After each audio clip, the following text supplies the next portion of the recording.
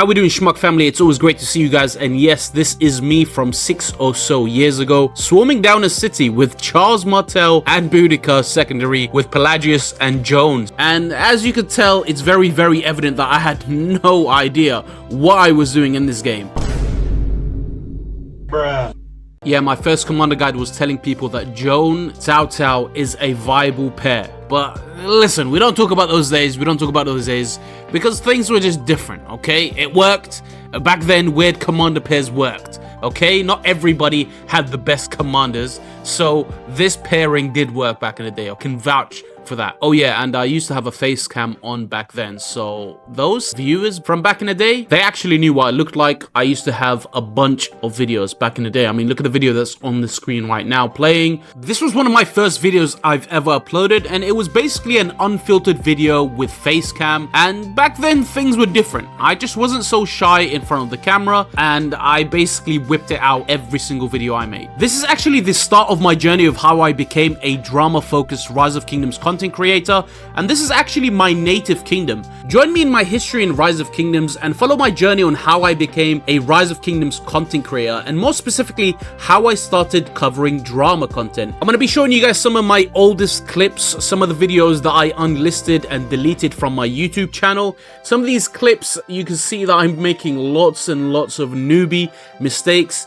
And this was a time when everybody was a noob in Rise of Kingdoms. And for me in particular, I made so many newbie mistakes at the start because I genuinely have not played a game like Rise of Kingdoms before. A lot of these players came from a game that's just like Rise of Kingdoms, so they knew what to do. They knew that they had to join alliances. They knew that gold chests were a thing. They knew that you had to level up your VIP, and I just didn't know anything about that. Most of my time in this game, I genuinely spent it zeroing people and then hiding. Like, I didn't actually know the purpose of the game. I thought that this was like a survival strategy game where you just had to zero the cities around you and try to survive for as long as you can. I don't know what made me think that that's how you were supposed to play the game. It was literally just me zeroing low-powered players and using my gems to buy peace shields so I could survive till the next day. It was like playing Minecraft but survival mode or something. But honestly, those were simpler times where we had no KVK, no crystal tech, no crazy commander pairs, and no guides. I mean, literally only a handful of people knew how to play this game. And that's essentially where I picked up from, starting low quality guides and just rambling about things that I knew about the game, just hoping that just one of these guides will do well and blow up on YouTube. And the first guide was obviously this one, where I spoke about how Joan of Arc was viable as a Cav secondary because of her insane regen and how she gave 30% defense buffs to Cavs. Honestly, listening to some of these videos in the past, they were very, very funny because of just how misinformed and nervous I sounded. Just take a quick look at how I sounded in this Joan of Arc guide video. The first Rise of Civilization video.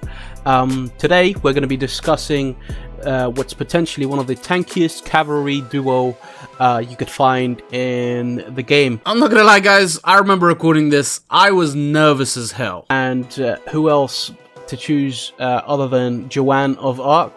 Bro, did you guys hear that? Joan of Arc. Oh shit, I am so gonna get clowned for this. No, honestly guys, I was super proud of this pair, and I spent my earlier videos trying my best to prove to everyone that it's one of the best and the strongest in the game. I was doing a bunch of videos testing 1v1 scenarios and dishing out these videos almost weekly. But as time went by, I wasn't getting any success in viewership, and I kept trying, until, well, damn. My highest viewed videos in Rise of Kingdoms. 117k views, an ultimate guide to T5 video, where ironically I stole most of every tip provided from another person's YouTube channel. I wasn't even T5 at this point. I was barely 15 million power. And also, this video actually potentially could have been one of the most viewed Rise of Kingdom videos of all time, but it got taken down after 6 months due to copyright. But at that time, I cracked the code. I knew what brought in views. Steal more video ideas and republish. A farm account guide, 31k views. Guides about mysterious caves, 12k views.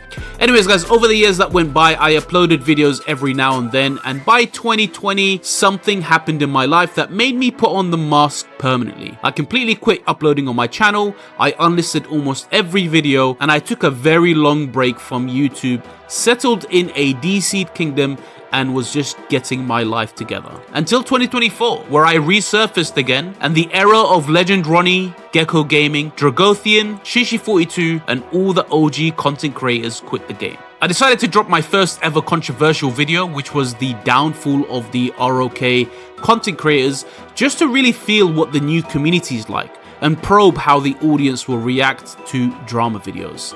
This video was actually featured on Chisgo's first ever React series, which kind of really helped me with the viewership that I needed at that time. I also started my first ever KP series, the 2 billion kill point in 1 KVK challenge, which actually performed exceptionally well. I felt like this is what kickstarted my knowledge in video editing and making entertaining videos for you guys, but I always had something lingering in the back of my mind, and that is, what if I make 2 billion kill points in 1 KVK? What happens next? Do I go back to guides? What else do I do in this game? It's really difficult to produce videos in this game that are quite unique, and that isn't just commander videos and reading patch notes every week. Do I just keep making challenge videos? I mean, there's only so many challenges that I can do until either I get bored or you do as the audience. So I had an idea, a long-lasting idea, that brought content to me where I didn't have to think too much about what to provide next. And that's where I first started my very first ever drama series, Rise of Kingdoms Worst Kings, a series where I showcase some of the most tyrant bully-like kings in Rise of Kingdoms. And my first episode did really well, and that's where I knew from there I found my niche. People loved the storytelling, they enjoyed the drama, they liked the entertainment. I thought I have to keep this up, I have to expand, I have to do more than just Tyrant Kings, and that's where Drama of the Week was first introduced into my mind. A series where I cover all sorts of drama around Rise of Kingdoms, be it betrayals, Tyrant Kings, celebrity catfishes, players getting hacked, alliances getting nuked, you name it. It's slowly what people started knowing me for. It's what they approached me for. Finding them justice in the community when they feel like nobody else is able to deliver that justice. And that's kind of how it went since then. So I continued, and here I am, 14 episodes into Drama of the Week, nearly 10k subscribers, and engaging with one of the most unique and best Rise of Kingdoms communities in the game. If you made it this far, well done. Here's the final piece of the gift code. Don't be a killjoy, don't spread it around, let others go through the video and find it themselves. I hope you guys enjoyed the video, and I'll see you guys on the next one.